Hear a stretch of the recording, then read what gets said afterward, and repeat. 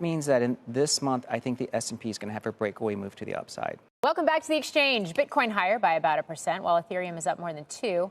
That could be a good sign for stocks. That's according to my next guest, who says Bitcoin is now a leading indicator. Joining me now is Tom Lee, head of research at Fundstrat and a CNBC contributor. It's so good to have you here on set. Welcome. Yeah, great to see you, Morgan. Let's start right there. Bitcoin is a leading indicator. What's it indicating now?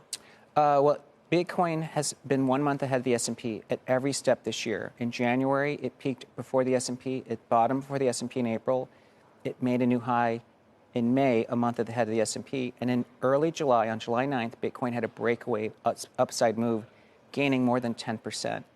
That means that in this month, I think the S&P is going to have a breakaway move to the upside, towards 6,600. Interesting, which sort of takes us to where you think the S&P is going to be priced for the year. Well, I think that at least 6,600 is a minimum, because if we're making 6,600 in the next few weeks, then I think that probably 7,000 is a level we could touch by the end of the year. Really? Yeah. What propels us to that?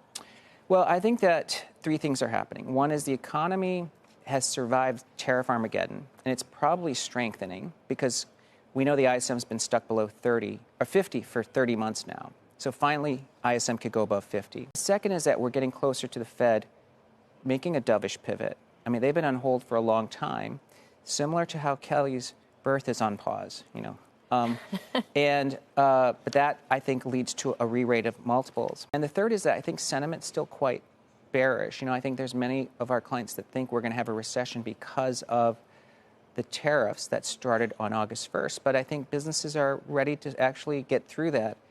And that sentiment collapsing actually helps PEs.